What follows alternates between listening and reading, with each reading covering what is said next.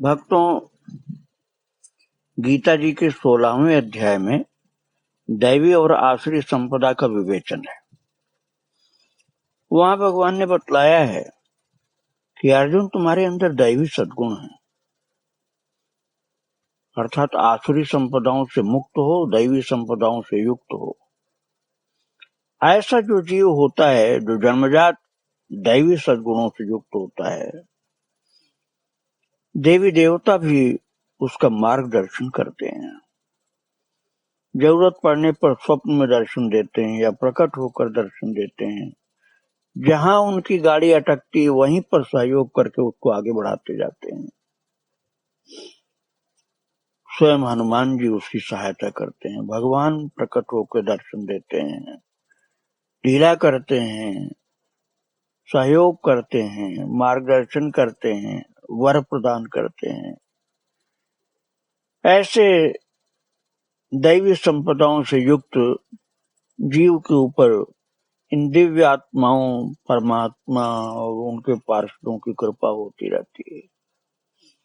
ऐसी कृपा के भाजन थे एक संत राजस्थान में।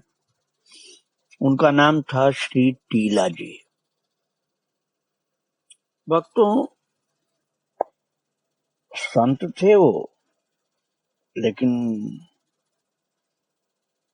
गुरुदेव की आज्ञा अनुसार परिवार भी उनका हुआ। गुरुजी महाराज और भगवान जो दूर दृष्टि के होते हैं, वो जो कहते हैं उसमें कल्याण ही होता है। तो ये टीला जी जो थे, इनका जन्म एक सिद्ध संत के आशीर्वाद से हुआ था, संवत 1515 में। और ये खाटू खंडेला के निकट में कालूड़ा गांव में जन्म लिए थे, एक जोशी परिवार में। और इन्होंने सारा जीवन भजन किया महाराज।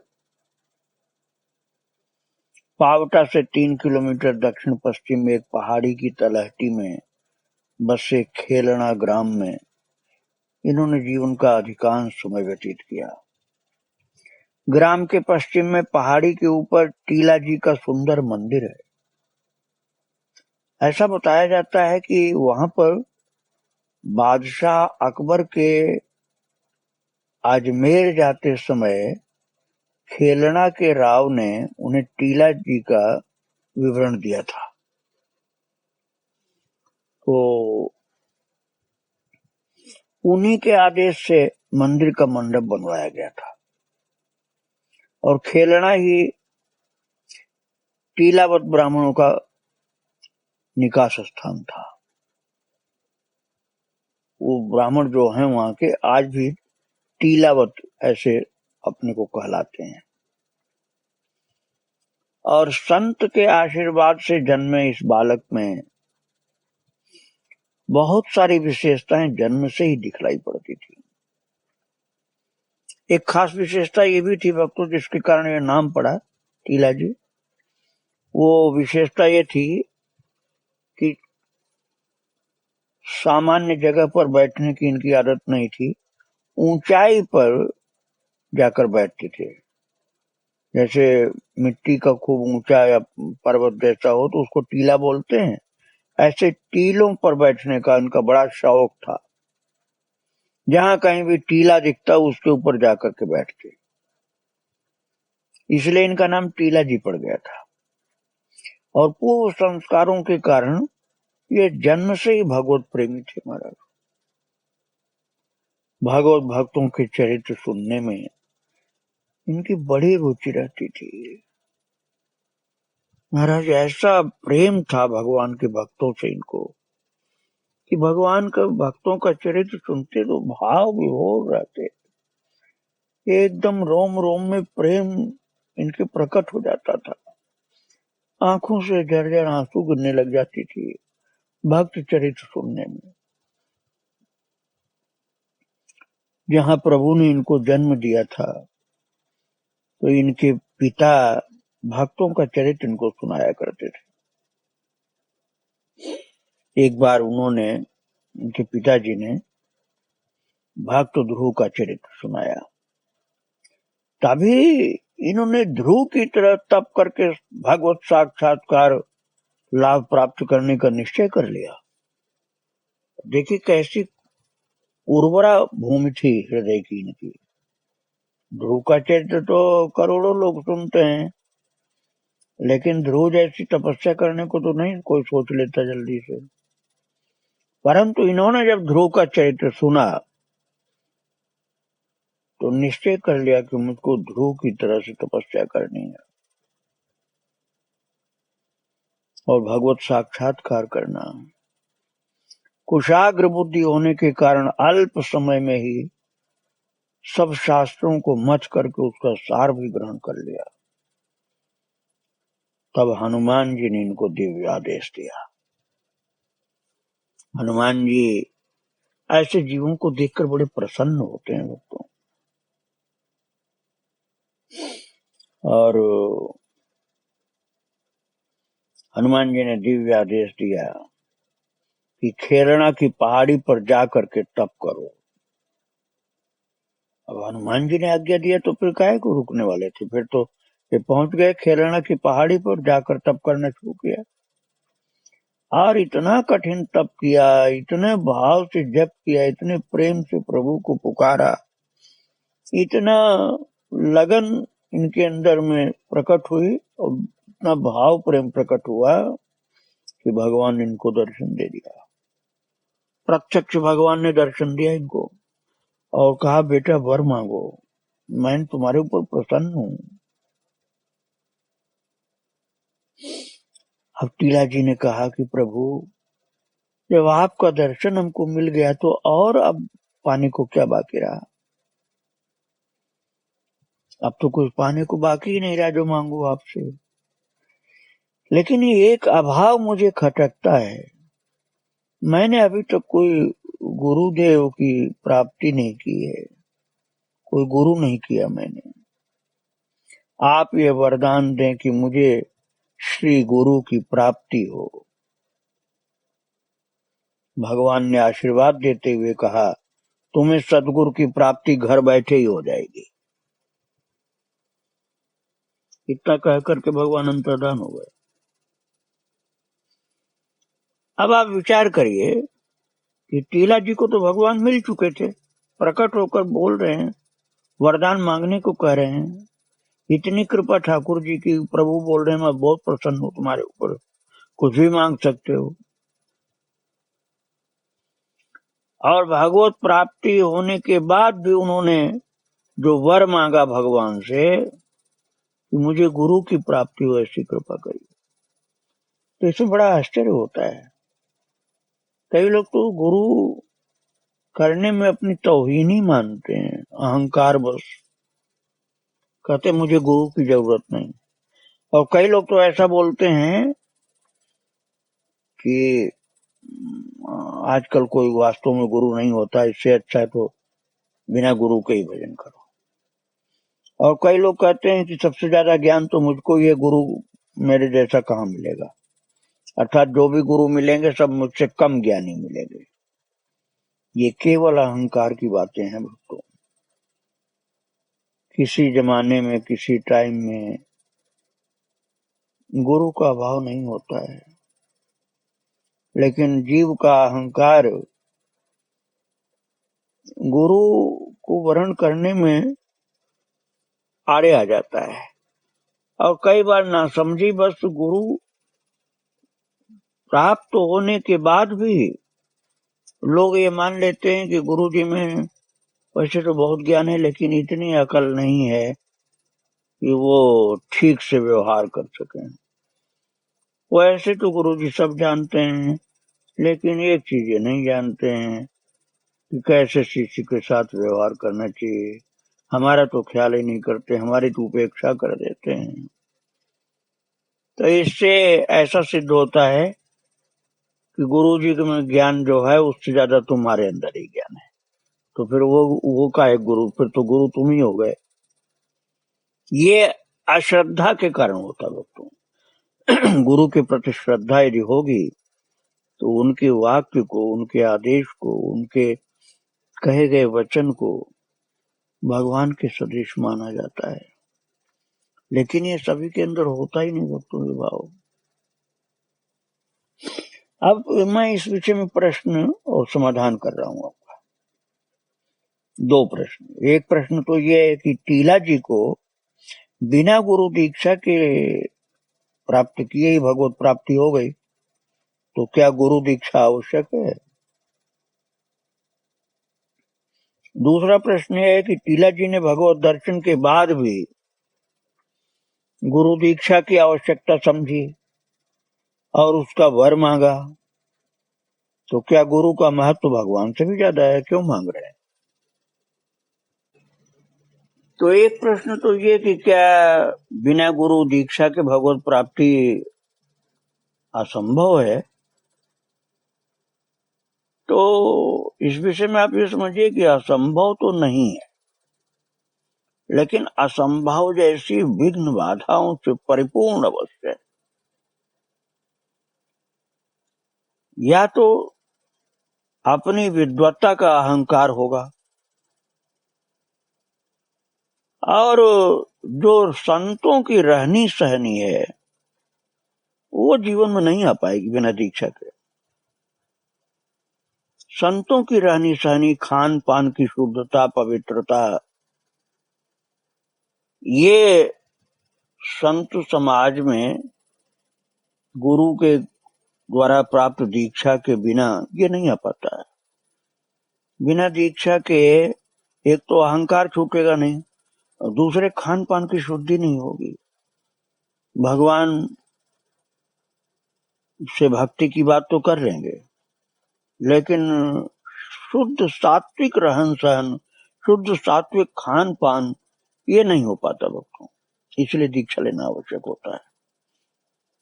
और शास्त्रों में लिखा है कि श्री कृष्ण नामात्मक मंत्र दीक्षा पुरस्कार आदि की अपेक्षा नहीं रखता। श्री कृष्ण का नाम जो है मंत्र दीक्षा पुरस्कार आदि की अपेक्षा तो नहीं रखता। श्रीजीव गोस्वामी ने मंत्र देव, प्रकाशिका, तंत्र और सनत कुमार संहिता आज से प्रमाण उद्धृत करके सिद्ध किया है कि गोपाल मंत्र बिना दीक्षा की अपेक्षा रखते हुए सभी वर्णों और आश्रमों के स्त्री पुरुषों को अभीष्ट फल प्रदान करता है। बिना दीक्षा के फल प्रदान करता है। फिर भी उन्होंने और अन्य आचार्यों ने मंत्र दीक्षा को अनिवार्य बताया है। जितने अवतार हुए हैं, यहाँ तक कि भगवान के अवतार भी आचार्य के रूप में, जैसे चैतन्य महाप्रभु, भगवान रामानंदाचार्य, ये स्वयं प्रभु इस रूप में आए थे, लेकिन उन्होंने भी दीक्षा और गुरु को स्वीकार किया। महाराज, दीक्षा को अनिवार्य बताया इन संतों ने, भगवान ने भी स्वयं अनिवार्य बताया। और छांदोग्य उपनिषद में कहा गया है कि जो आचार्यवान है, अर्थात जिन्होंने सदगुरु को प्राप्त कर लिया है, वे ही ब्रह्म को जान सकते हैं। आचार्यवान पुरुषा वेद, आचार्यवान पुरुषा वेद, अर्थात जिस आचार्य जिसके नहीं है, गुरु जी नहीं है, उनको ठीक से ज्ञान नहीं होता, ज्ञान का अभिमान होता है। और श्रीमद् भागवत में उल्लेख है कि जिन योगियों ने अपनी इंद्रियों और प्राणों को वश में कर लिया है, वे भी जब गुरुदेव के चरणों की शरण न लेकर अत्यंत चंचल मन तरंगों को अपने वश में कर लेने का प्रयत्न करते हैं, तो सफल नहीं होते। उन्हें सैकड़ों विपत्तियों का सामना करना पड़ता है। केवल श्रम और दुख ही उनके हाथ आता है। उनकी ठीक वही दशा होती है जो समुद्र में बिना कर्णधार की नाव पर यात्रा करने वाले व्यापारी की होती है। इसलिए गुरु दीक्षा बहुत आवश्यक है। और भक्तों, हम दूसरे प्रश्न पर अब विचार करते हैं। तो उसका उत्तर ये है कि यद्यपि गुरु और भगवान में अंतर नहीं है, जो गुरु तत्व होता है वो भगवान का ही स्वरूप होता है, और भगवान ही जीवों के कल्याण के लिए गुरु रूप में प्रकट होते हैं। तो भी साधक के लिए भगवान की अपेक्षा गुरु का महत्व अधिक है। गुरु का महत्व अधिक इसलिए है कि भक्त का, कम से कम रागानुगा मार्ग के भक्त का चरम लक्ष्य केवल भगवत प्राप्ति नहीं है। चरम लक्ष्य है श्री भगवान की प्रेम पूर्वक सेवा, और जिस प्रकार की भगवत प्राप्ति गुरु पद आश्रय के बिना संभव नहीं है, इस प्रकार की रागानुगा भक्ति। और ये जो कोई गुरु चरण आश्रय के बिना प्राप्त करता है तो उसमें मनमानी चलता है, न शास्त्र के अनुसार चलता है, शास्त्र विरुद्ध खान पान, शास्त्र विरुद्ध आचरण ऐसे करता है वो रागानुगा मार्ग के भक्त को अभीष्ट नहीं है भक्तों। इस प्रकार सालोक्य आदि 4 प्रकार की मुक्ति जो बताई गई है, उसके साथ वैकुंठ में पार्षद का जो पद है वो भी प्राप्त किया जा सकता है। और जो मनमानी चलता है उसके लिए सुलभ नहीं है, उसके लिए केवल प्रदर्शन मात्र रहता है। और वास्तविकता में तो भक्ति में महाराज गोपन होता है, प्रदर्शन नहीं होता, गोपन होता है। गोपी अपनी भक्ति को छिपा कर रखती उसी प्रकार से। पर वैकुंठ पार्षदत्व में भगवान की प्रेम सेवा जैसा रस नहीं है। जिसकी रागानुगा मार्ग के भक्त वांछा करते हैं महाराज, वो अद्भुत चीज है। इसमें संदेह नहीं कि जो साधक मुक्त होकर वैकुंठ पार्षदत्व लाभ करते हैं वे भी प्रेम प्राप्त करके ही मुक्त होते हैं, परंतु उनका प्रेम ऐश्वर्य ज्ञान प्रधान होता है। वो शांत भाव के भक्तों का प्रेम है, उसमें दास, सख्य, वात्सल्य और माधुर्य में से किसी एक प्रकार का प्रभु से संबंध स्थापित करके और उनमें ममत्व बुद्धि रखकर उनकी प्रेम सेवा करने की संभावना पूर्ण रूप से नहीं होती है। कुछ होती है, कुछ नहीं होती है। ये भगवान की प्रेम सेवा में ही संभव है। और प्रेम सेवा में भक्तों केवल प्रेम ही प्रेम रह जाता है। और साधक देह में मंत्र दाता श्री गुरुदेव के अनुगत्य में भजन करके ही प्राप्ति होती है। वो प्रेम की प्राप्ति जो मैं बतला रहा हूं आपको, वो प्रेम जो है वो साधक के देह में मंत्र दाता श्री गुरुदेव के अनुगत्य में भजन करके ही प्राप्त होती है। इसलिए गौड़ी संप्रदाय में पहले यही पूछा जाता था संतों से, गुरु प्रणाली आपकी क्या है, गुरु परंपरा क्या है। ये जो गुरु परंपरा नहीं है तो भक्ति में पूर्णता नहीं मानी जाती, इसलिए गुरु परंपरा बहुत आवश्यक है। और महाराज टीला जी को भगवान मिल गए हैं, लेकिन फिर भी वो कह रहे हैं मुझे गुरु की प्राप्ति नहीं हुई, प्रभु कृपा करके ये मुझे प्रदान कर दीजिए, गुरुदेव की प्राप्ति करा दीजिए। और भगवान सामने खड़े हैं। तो भागवत दर्शन लाभ करने के पश्चात टीला जी खेनड़ा में ही भजन करते हुए गुरुदेव के आगमन की प्रतीक्षा करते रहे, क्योंकि भगवान ने कहा था कि तुमको घर में बैठे ही भगवान मिल जाएंगे, तुम्हें कहीं खोजने नहीं जाना पड़ेगा। और भक्तमाल में टीला जी का वर्णन है भक्तों, उसमें भक्तमाल जी की एक टीका में उल्लेख है कि एक दिन भागवत प्रेरणा से गलता के सिद्ध संत श्री कृष्णदास पयहारी महाराज घूमते घूमते खेरना आ पहुंचे। घूमते घूमते आने का मतलब ये था लीला थी उनकी, घूमते घूमते आ पहुंचे, लेकिन वो तो सर्वज्ञ थे, भगवान की इच्छा से आए थे। और टीला जी से उन्होंने दूध पिलाने को कहा कि तू दूध पिला मुझको। तो टीला जी ने कहा आप यहीं विराजे, मैं अभी जा करके दूध लाता हूँ।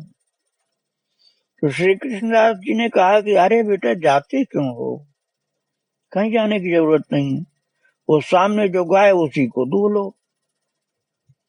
तो टीला जी बोले कि गुरुदेव वो तो बांझ है गाय, वो दूध कैसे देगी, उसने कभी बच्चा नहीं दिया, वंध्या गाय है। तो श्री कृष्णदास पयहारी ने कहा वत्स तुम जाकर देखो तो सही, उसका थन दूध से भरा हुआ तो लग रहा है, जाकर देखो दूध निकले तो ले आओ। और टीला जी ने जाकर जैसे उसके थन में हाथ स्पर्श किया और थन से दूध की धार चालू हो गई, दूध अपने आप गिरने लगा। दूध दू करके फिर वो कृष्णदास पयहारी जी को दिए और श्री कृष्णदास जी ने स्वयं पिया भगवान का ध्यान करते हुए, और कुछ बचा हुआ टीला जी को दिया। और इसके पश्चात उन्होंने टीला जी को दीक्षा दी और रसमयी राम नाम की रसमयी सेवा का उपदेश किया। और फिर गुरुदेव ने उनको कहा कि इसी तरह से राम जी की सेवा करते रहो और बेटा तुमको विवाह करने की मेरी आज्ञा है। और ये बोल करके गुरुदेव अंतर्धान हो गए, वहीं के वहीं खड़े खड़े अंतर्धान हो गए। तो टीला जी और उनके गुरुदेव श्री कृष्णदास पयहारी को मैं यही प्रणाम कर रहा हूँ। आगे इनका चरित्र फिर मैं आपको सुनाऊंगा। राधे राधे।